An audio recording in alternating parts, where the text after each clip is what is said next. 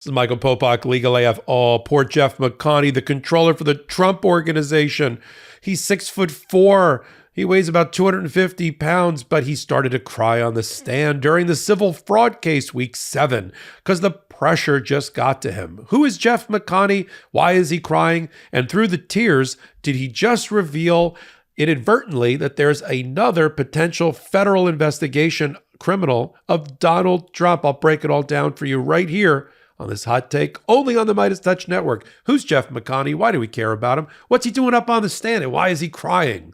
First of all, Jeff McConney has a long history as one of the money men for Donald Trump, having worked at the Trump Organization for more than 30 years as the controller. It used to be called, back in the day, the comptroller. But the controller reports the chief financial officer, responsible for certain controls and other financial reporting for the organization. A control officer, a person who's supposed to be a fiduciary, and a person who has responsibilities under New York law to make sure that fraud doesn't happen in the company.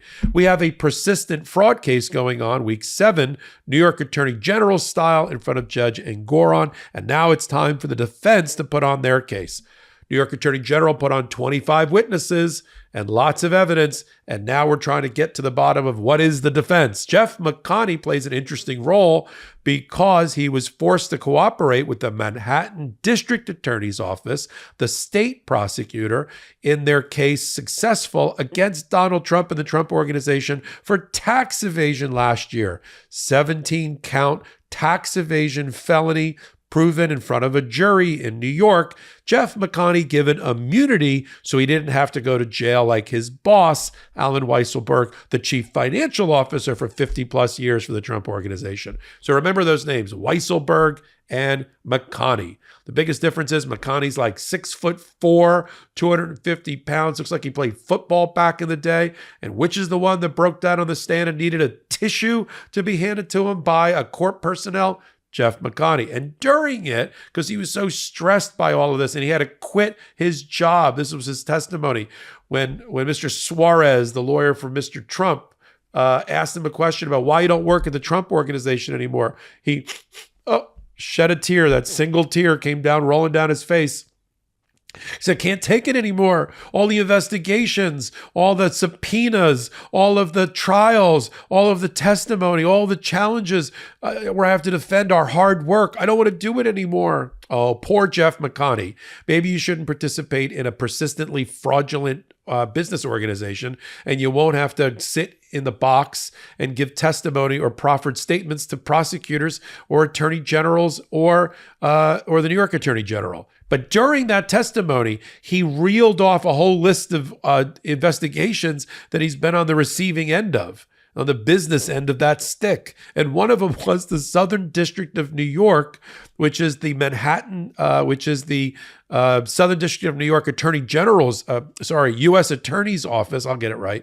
The U.S. Attorney's Office for the Southern District of New York. You know, that's the prosecutorial agency under the Department of Justice that at one time back in the day was headed by, wait for it, Rudy Giuliani, that same place, right? He says he got a subpoena from that. Now, it's unclear.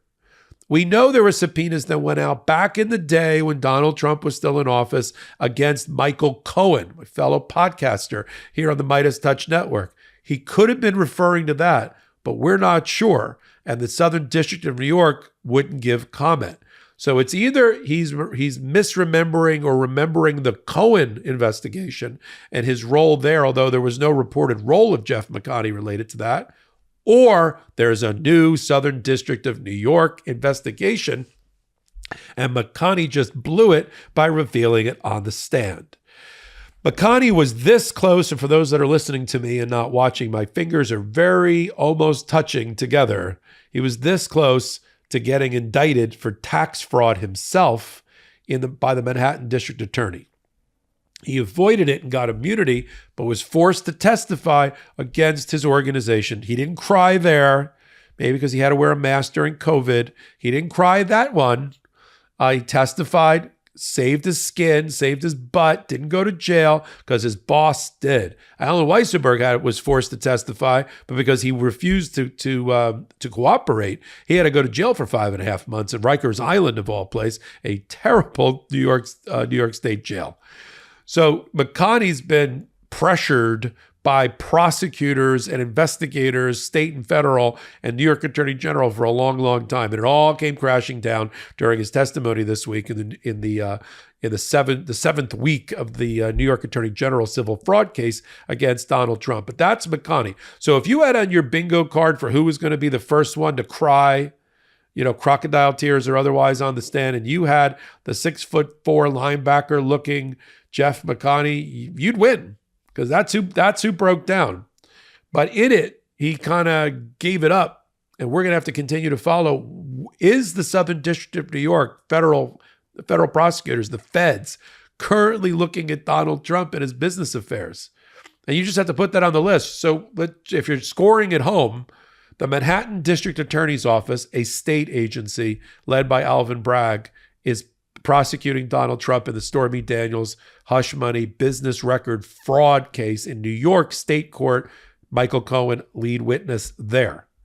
You've got that one going on. You've got the New York Attorney General using her civil powers under Executive Law 63-12 to stop persistent fraud in the operation of a New York business. That trial, week 7 into the defense chief case in chief, going on in New York.